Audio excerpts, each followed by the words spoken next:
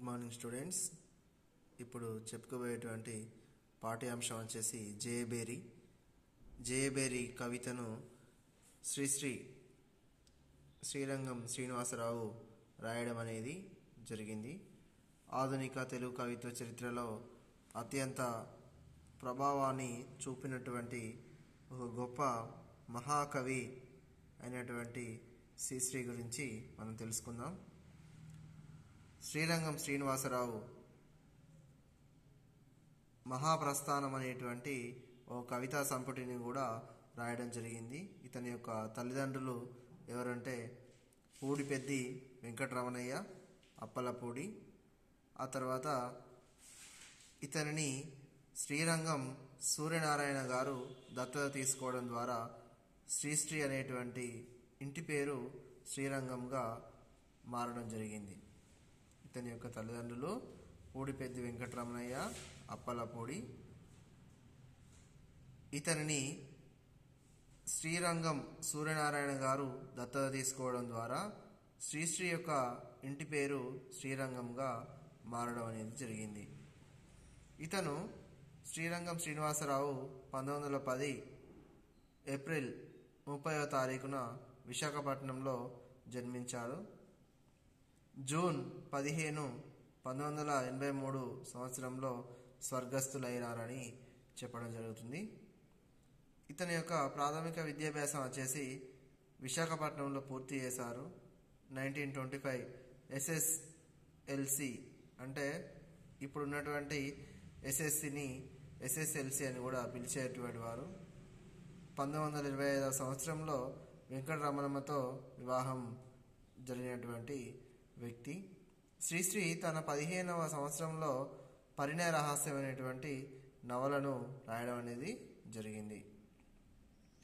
ఆ తర్వాత శ్రీశ్రీ అనగానే మనకు మహాప్రస్థానం అనేటువంటి కవితా సంపుటి గుర్తుకు రావడం అనేది జరుగుతుంది. శ్రీశ్రీ మహాప్రస్థానం అంటే గొప్ప ప్రయాణం, సుదీర్ఘమైనటువంటి నడక అని కూడా అర్థమవుతుంది. ఇందులో ఉన్నటువంటి కవిత సాహిత్యాభిమానుల నోట వేమన పద్యంలాగా పలికినటువంటిది. ఆధునిక కవితోద్యమానికి దారి చూపించినటువంటి వాడు. విప్లవ కవిత్వోద్యమానికి బీజాలు మహాప్రస్థానంలో కనిపిస్తుంటాయి. ఇతని యొక్క రచనలు చూసుకున్నట్లయితే, శ్రీశ్రీ యొక్క రచనలు చూసుకున్నట్లయితే శ్రీశ్రీ 8వ ఏట కంద పద్యాన్ని రాసినటువంటి వ్యక్తిగా పేరుగాంచడం అనేది జరిగింది. 8 సంవత్సరాల వయసులోనే ఒక కంద పద్యాన్ని శ్రీశ్రీ గారు రాయడం అనేది జరిగింది. సావిత్రి సత్యవంతుడు అనేటువంటి పద్య నాటకాన్ని కూడా ఆ 8 సంవత్సరాల వయసులోనే రాయడం జరిగింది. తర్వాత 1925లో విశ్వరూప సందర్శనం రాశారని చెప్పి ఆరుద్ర యొక్క అసలు పేరు ఏంటి అని అంటే భాగవతుల సదాశివ శాస్త్రి అని కూడా చెప్పవచ్చు. అతను పేర్కోవడం జరిగింది. విశ్వరూప సందర్శనం అనేటువంటి పాఠ్యాంశాన్ని 1925 సంవత్సరంలో శ్రీశ్రీ గారు రాశారని కూడా చెప్పడం అనేది జరిగింది. తర్వాత పరిణయ రహస్యం, వీరసింహ, విజయసింహ అనేటువంటి నవలలు కూడా రాయడం అనేది జరిగింది. తర్వాత మహాప్రస్థానం అంటే ఒక గొప్ప ప్రయాణం, సుదీర్ఘమైనటువంటి నడక అని అర్థం. ఇందులోని ప్రతి కవిత సాహిత్య అభిమానుల యొక్క నోట ప్రజ్వరిల్లుతుంటుంది, ఒక వేమన పద్యంలాగా. 18వ సంవత్సరంలో 18వ ఏట ఇతను 18 సంవత్సరాల వయస్కుడిగా ఉన్నప్పుడు ప్రభవ అనేటువంటి కావ్యాన్ని 1928వ సంవత్సరంలో రాయడం అనేది జరిగింది. తర్వాత వరం 1946, మహాప్రస్థానం 1950, మానవుని పాటలు 1957, చరమరాత్రి 1957, మహాప్రస్థానం 1950, మరో ప్రస్థానం 1954. ఇట్లా 350, 1964, 1+1 రేడియో నాడికలు, అనంతం అనేటువంటి ఆత్మకథను కూడా ఇతను రాయడం అనేది జరిగింది. సంపంగి తోట అనేటువంటిది కూడా 1947లో రాయడం అనేది జరిగింది. ఇట్లా శ్రీశ్రీ యొక్క రచనలు ఈ విధంగా ఉన్నాయి. తర్వాత శ్రీశ్రీ యొక్క గ్రంథాలు చూసుకున్నట్లయితే ప్రశ్నలు జవాబులు, ప్రజ అనేటువంటిది 1990వ సంవత్సరంలో గ్రంథాన్ని వెలువరించడం అనేది జరిగింది.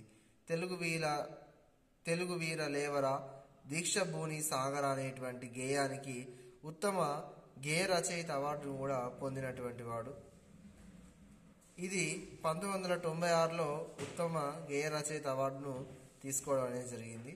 తర్వాత సోవియట్ ల్యాండ్ నెహ్రూ అవార్డును కూడా తీసుకున్నాడు. అరసం విరసం సంస్థలకు అధ్యక్షునిగా పనిచేసినటువంటి, అరసం అంటే అభ్యుదయ రచయితల సంఘం, విరసం అంటే విప్లవ రచయితల సంఘం, వాటికి అధ్యక్షుడిగా పనిచేసినటువంటి వాడు. విశాలాంధ్రలో ప్రజారాజ్యం అనేటువంటి గ్రంథాన్ని 1999లో రాయడం అనేది జరిగింది. తర్వాత ఉక్కు పిడికిలి అగ్నిజ్వాల 2001వ సంవత్సరంలో ఈ గ్రంథాన్ని రాయడం జరిగింది. ఉక్కు పిడికిలి అగ్నిజ్వాల అనేటువంటి గ్రంథాన్ని 2001 సంవత్సరంలో రాయడం అనేది జరిగింది. కబద్దార్ సంఘశత్రువులారా అనేటువంటి గ్రంథాన్ని కూడా 2001లో రాయడం జరిగింది. సామవేదం అనువాద కవితగా ఇతను ఈ గ్రంథాలను రాయడం అనేది జరిగింది. నేను అనేటువంటి ఈ యొక్క కవిత, జయబేరి అనేటువంటి కవిత, నేను అనేటువంటి శ్రీశ్రీ యొక్క కంఠంలోని ఒక శ్రామికుడు అనేటువంటి అర్థంతో అలంకార వైచిత్రితోటి పదబంధాలతోటి చక్కగా ఒక 1933వ సంవత్సరంలో జయబేరి అనేటువంటి కవితను రాయడం అనేది జరిగింది. శ్రీశ్రీ శ్రామిక లోకపు సౌభాగ్యం కోసం, కార్మిక లోకపు కళ్యాణం కోసం మానవత దృక్పథంతో ఉద్యమావేశ స్ఫూర్తితో రచన చేశాడని చెప్పి చెప్పుకోవడం అనేది జరిగింది. పాఠ్యభాగ నేపథ్యం చూసుకున్నట్లయితే ఈ యొక్క కవిత 1933లో రచించబడింది. శ్రీశ్రీ శ్రామిక లోకపు సౌభాగ్యం కోసం, కార్మిక లోకపు కళ్యాణం కోసం మానవత దృక్పథంతో ఉద్యమావేశ స్ఫూర్తితోటి రచన చేయడం అనేది జరిగింది. ఈ యొక్క జయబేరి కవిత అనేది లక్ష్యానికి అనుగుణంగా ఒక మార్చ్ ఫాస్ట్ గీతంగా ఆవేశపూరితంగా కదులుతుండేటువంటిది. ఈ కవితలోని లయ, నేను సైతం అనేటువంటి మాటల పునరుక్తి పఠితలో భావావేశాన్ని కలిగించేటువంటిది. ఈ యొక్క కవితలో నేను భావ కవిత్వం, శ్రీశ్రీ కవితలోని నేను అనేటువంటి భావ కవిత్వంలో కనిపించే వైయక్తిక నేను కాదు, సామాజిక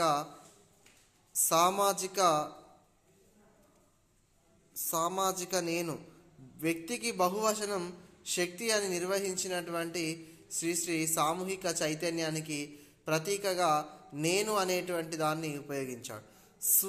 సమిద, ఆహుతి అనేటువంటి పదాలను సాంప్రదాయ అర్థంలో తీసుకోకూడదు.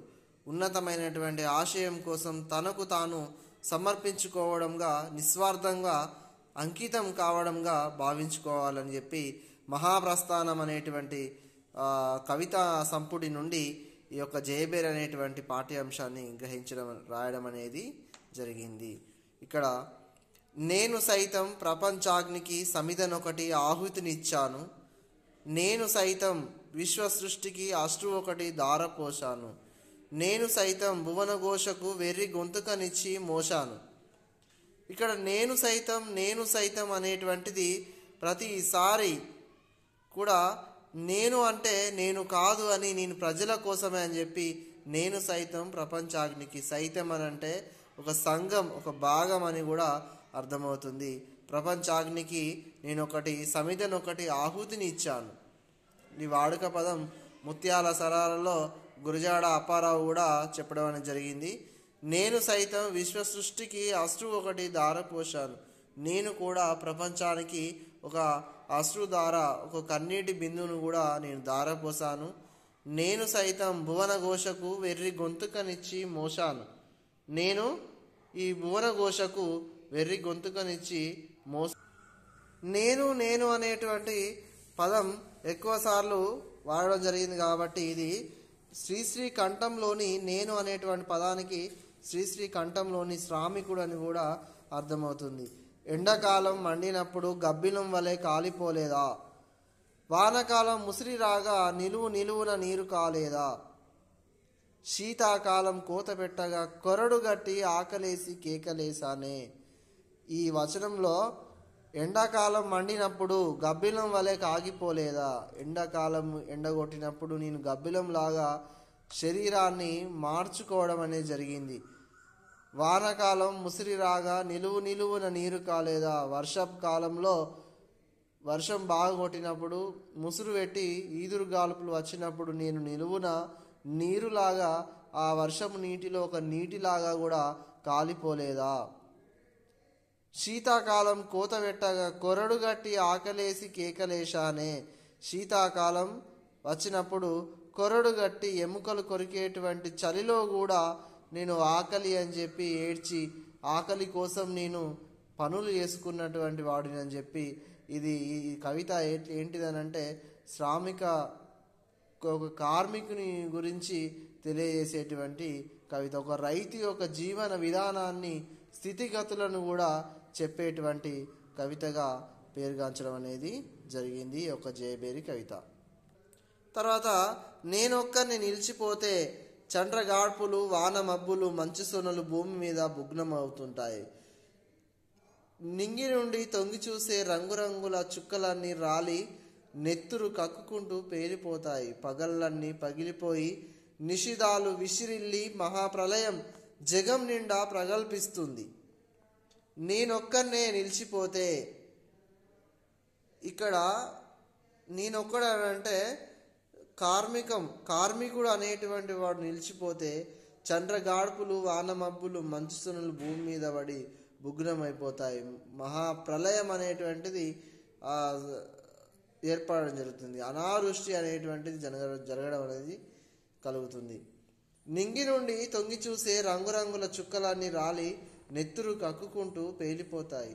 ఆకాశంలో ఉన్నటువంటి చుక్కలన్నీ రాలి నెత్తుర్లు కక్కుకుంటూ పగిలిపోవడం అనేది జరుగుతుంటాయి. పగలన్నీ పగిలిపోయి నిషిదాలు విసిరిల్లి మహాప్రలయం ఒక జగం నిండా ప్రగల్భిస్తుంది అని అంటే ఆకలి, నిరుద్యోగం, నిరుత్సాహం వంటివి వీటన్నింటికి మూలమైనటువంటి రెండవ ప్రపంచ యుద్ధం కూడా జరిగి ప్రజలను అతలాకుతలం చేస్తుంటాంటదని కూడా ఈ యొక్క కవితలో చెప్పవచ్చు. ఏమని? నేనొక్కరిని నిలిచిపోతే చండ్రగాడ్పులు వాన మబ్బులు మంచు సొనలు భూమి మీద భుగ్నమవుతాయి.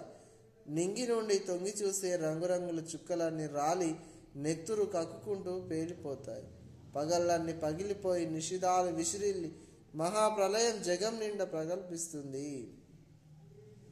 ఈ యొక్క వాతావరణం, ఈ యొక్క భూమి, నేల, ప్రజలందరూ కూడా రెండవ ప్రపంచ యుద్ధం జరిగినప్పుడు తీవ్రంగా ఆస్తి నష్టం, ప్రాణ నష్టం ఏ విధంగా జరిగిందో సేమ్ అదే విధంగా కార్మికుడు అనేటువంటి వాడు లేకపోతే అదే విధంగా జరుగుతాయి అని చెప్పి ఈ వచన కవిత ద్వారా మనం తెలుసుకోవడం అనేది జరుగుతున్నది.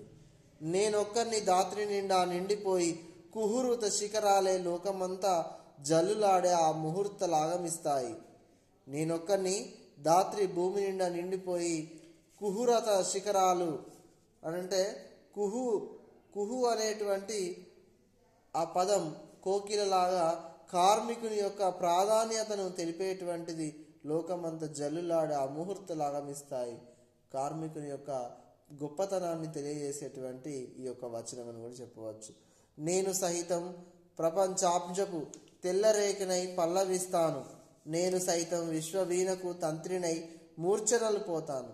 నేను సహితం భువన భవనపు బావుటనై పైకి లేస్తాను. నేను సైతం, నేను అని అంటే ఇక్కడ శ్రీశ్రీ కంఠంలోని శ్రామికుడు అని కూడా మనం చెప్పుకోవడం జరిగింది. నేను సైతం ప్రపంచాబ్జపు తెల్లరేఖనై పల్లవిస్తాను. నేను ప్రపంచానికి ఒక తెల్లరేఖ అంటే తామర పువ్వునై, ప్రపంచం అనేటువంటి దానికి నేను తెల్లరేఖ అంటే తామర పువ్వునై నేను పల్లవిస్తాను. నేను సైతం విశ్వవీణకు తంత్రినై మూర్ఛనలు పోతాను. నేను ఒక నాదస్వరంగా ఈ ప్రపంచానికి ఒక వీణ నాదస్వరంగా నేను పల్లవిస్తాను, మూర్ఛనలు పోతాను. నేను సైతం భువన భవనపు బావుటనై పైకి లేస్తాను. నేను ప్రతి ఇంటి మీద ఎగిరేటువంటి రెపరెపరాడేటువంటి జెండాలాగా నేను బావుటనై పైకి లేస్తాను అని చెప్పి కూలి పని చేసుకునేటువంటి వారి యొక్క జీవితాలను ఆధారంగా తీసుకొని మానవత దృక్పథంతో రాసినటువంటి ఈ యొక్క కవిత జయబేరి అనేటువంటి కవిత.